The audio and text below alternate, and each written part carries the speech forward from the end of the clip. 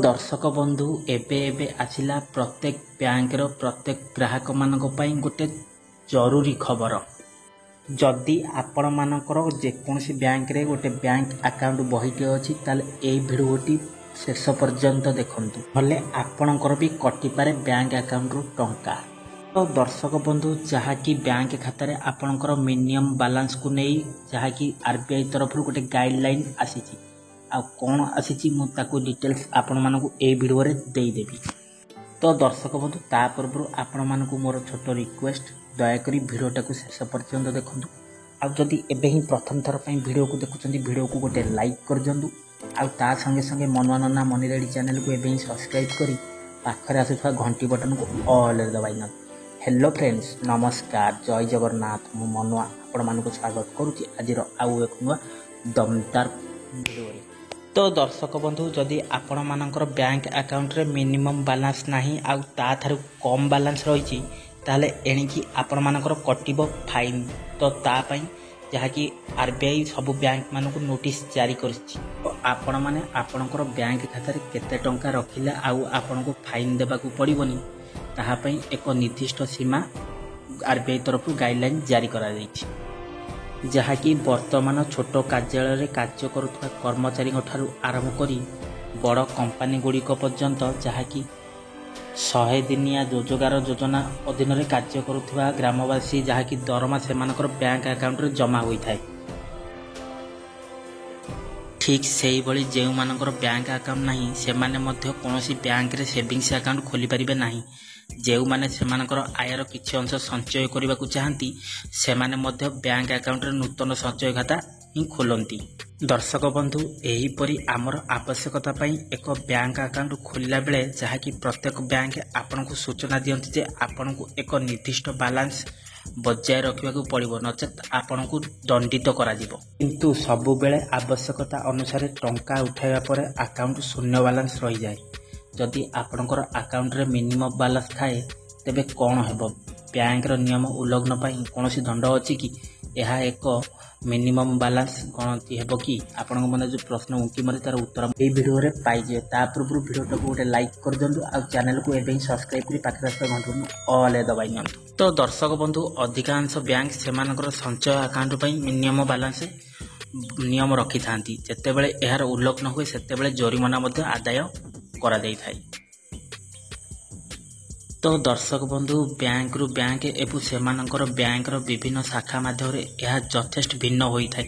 सहरांचल एवं ग्रामांचल शाखा गुड़िक साधारणतः कम शुल्क आदाय करती, जहाँकि यूराल और अर्बान जहाँकि ग्रामांचल ता संगू सहरांचल दुईटा अलग अलग नियम में फाइन थाए।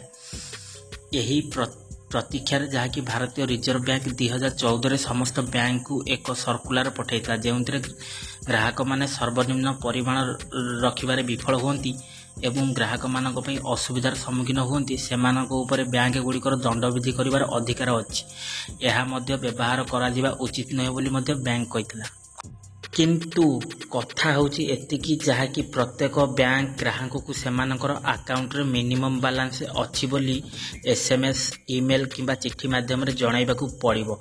यह स्पष्ट भाव में दर्शाइबा उचित जे कोनोसी परिस्थिति रे एपरि विज्ञप्ति तारीख थारु 1 मास मध्य बैलेंस राशि यदि पुनरुद्धार न करती तेबे यह एक दंड विधान करा जिवो। एही अवधि उल्लंघन करुथिबा ग्राहकक उपरे केवल जरिमाना लागू करा जिबा उचित नय बोली रिजर्व बैंक कहिछि। एथिपई आरबीआई निर्देशावली पालन करबाकू पेनाल्टी चार्ज पॉलिसी पई बैंक गुडीक सेमानकर बोर्ड रो अनुमति नेबा उचित बोली स्पष्ट करिसंती।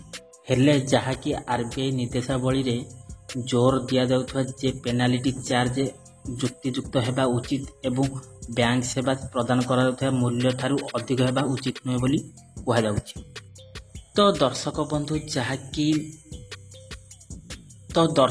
जहाँकि मिनिमम बैलेंस ठारू कम होई गले केवल एक निर्दिष्ट प्रतिशत आधार रे देय आदाय कराथे। एथिपई आईनी नीति ग्रहण करा जाय नाही बोली स्पष्ट सूचना आसीछि, जहाँकि आपको किसी चार्जेस लगे किंतु आईन कौन विधि ना आपंकर मिनिमम बैलेंस ये करने।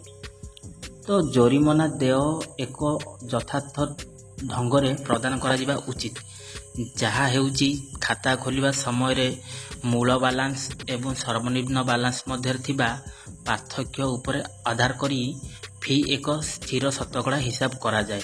यही चार्ज गुड़िक संग्रह करने बैंक गुड़िक एक उपयुक्त स्लैब गठन करा जाइछि, जहाँकि आपन गोटे मिनिमम बैलेंस आप 1000 कि 2000 न रखिबे, जहाँकि आपन गोटे चार्जेस किछि लागिबो। आरबीआई तरफ गाइडलाइन आसीछि। तो दर्शक बंधु आज यही बैंक को नहीं छोट अपडेट, जहाँकि मिनिमम एवरेज बैलेंस न रही बैलेंस आपंकर चार्जेस लगे। भिडियोटी जदि आपण मानक भल लगी एवं भिडियो को गोटे लाइक कर दिंतु, आ संगे संगे मनोरंजन मनिराइज चैनल को एवं सब्सक्राइब कर पाखे आसवा घंटी बटन ऑल दबाई दिंतु। आपण मतामत कौन आप कमेंट बॉक्स मोर खोला अच्छे, आप मतामत देला आम तार प्रत्युत्तर देवु। भिडियोटा को सांग मान सहित बहुमात्रा शेयर करूँ, जहाँकि सांगसाथी मैंने जहाँकि बैंक अकाउंट अच्छी मिनिमम बैलेंस न रही चार्जेस कटे बोली से न्यूज़टी पाई पारतु। तो दर्शक बंधु आज भिडियोटा को एट रखुची, पुणी देखा नेक्स्ट एक एपिसोड से पर्यंत मत विदाई दिंतु।